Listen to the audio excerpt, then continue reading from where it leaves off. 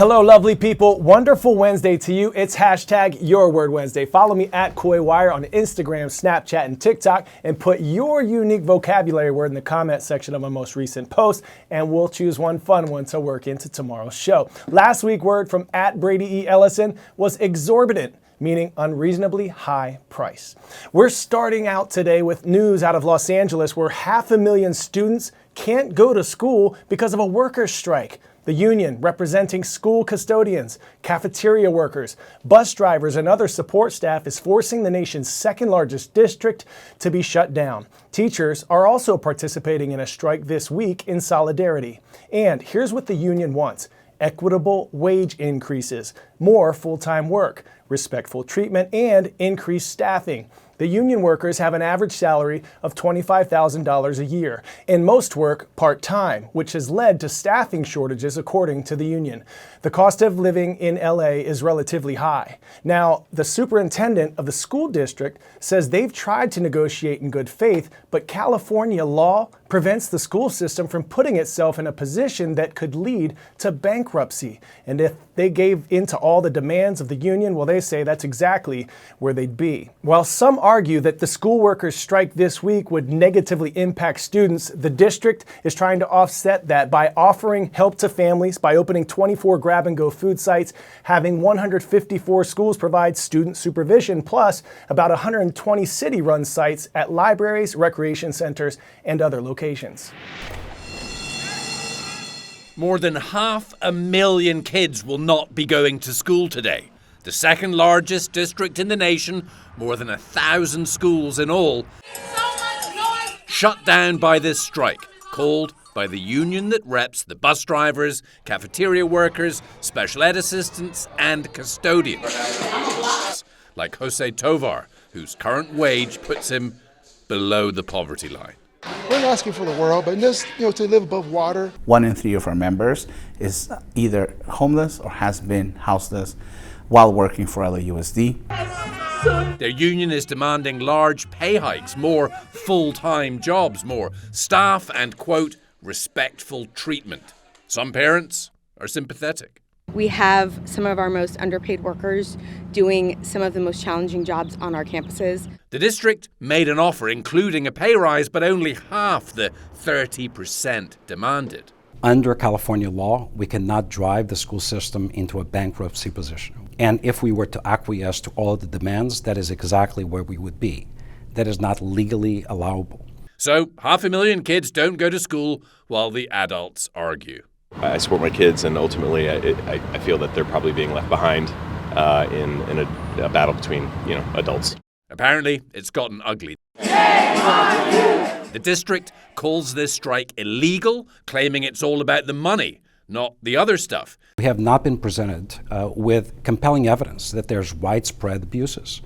Are there issues? Yes. Each one of them is vigorously investigated and consequences are applied. During the strike, there will be some childcare provided at a few schools and parks, and boxed lunches for the many who rely on free school meals. Fighting for justice! The union claims 96% of its 30,000 or so members who work in the district voted for this, a strike scheduled to last 3 days. So, barring any breakthroughs, there's no school till Friday. 10-second trivia. Which of these insects belongs to the genus Bombus? Beetle, butterfly, bumblebee, or bookworm?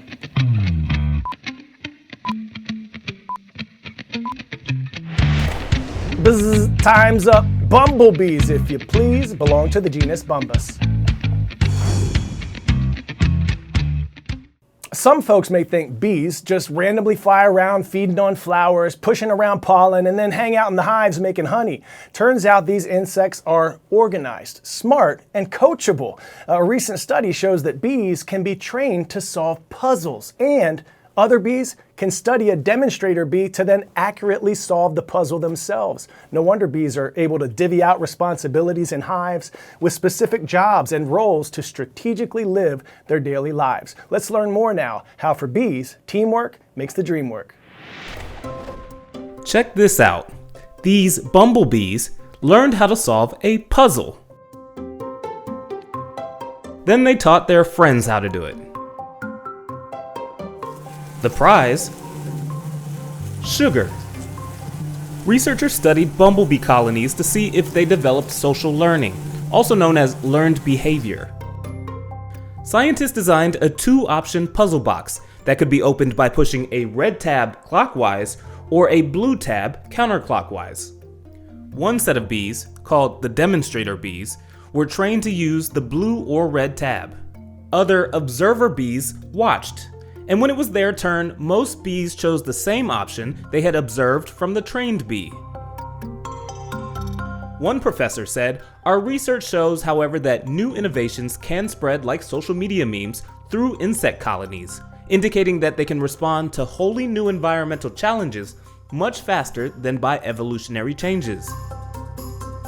The researchers concluded that bees, like humans, are capable of culture by socially learning behavior.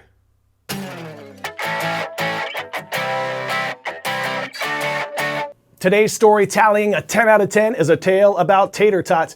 Now don't get me wrong, it's super important to eat mostly fruits and vegetables and minimally processed healthy foods that are good for our body and mind. When I played in the NFL, my motto was eat for purpose, not pleasure. But all of us, pro athlete or not, we have to eat some treat foods every now and then, right? Tater tots were invented back in 1953 in Oregon as a way to keep potato scraps from going to waste. Let's go be spectators in Portland now to learn more about the history of the tot and to see some wild and tasty tater creations.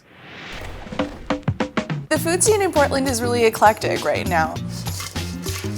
When you're able to walk into a restaurant and see like, they're doing what now with tots? I gotta try that. One of the things that we do best is feel good, exciting, high-low junk food. It's always going to be an element of Portland. And people love to eat that stuff. I mean, who doesn't want tots with mac and cheese and fried chicken on it? If you can think about the cuisine, we have a tot for it. So there's Oaks Bottom, which coined the term tacho. Order up. That obviously has a Mexican bent to it. There's a Japanese restaurant, Boxer Ramen, and they do an okonomiyaki tot that is savory and is served with bonito flakes, which are fish flakes that kind of dance in the heat. There's Korean tots, Cajun tots, Greek tots. I'm starting to feel like Bubba in Forrest Gump talking about shrimp. Lemon shrimp, coconut shrimp. We basically have all of the tots. Tater tots were invented in Oregon in the 1950s, and that was the Ore-Ida company, and they took a look at a lot of potato scraps that they had and said, here's a way to monetize them. And so they formed them into these tots, and they're now the tots we know and love today. Heartbreak Hotel, beware of the bacon. Oh, look at that. In its own way, it's kind of a version of eating local still, in like a very hilarious frozen food way, because Ore-Ida is an Oregon company. Cheers. Well, a tater tot is very versatile. So I was thinking, how do I make this dish tater tots? House-made salsa. How do you elevate tater tots? We'll do tacos. As more and more people are doing things with tots, I feel like the bar went from here to up here, so I feel like I need to, just to stay relevant and make sure that we're still crushing it. I think most people who come to Portland are into food.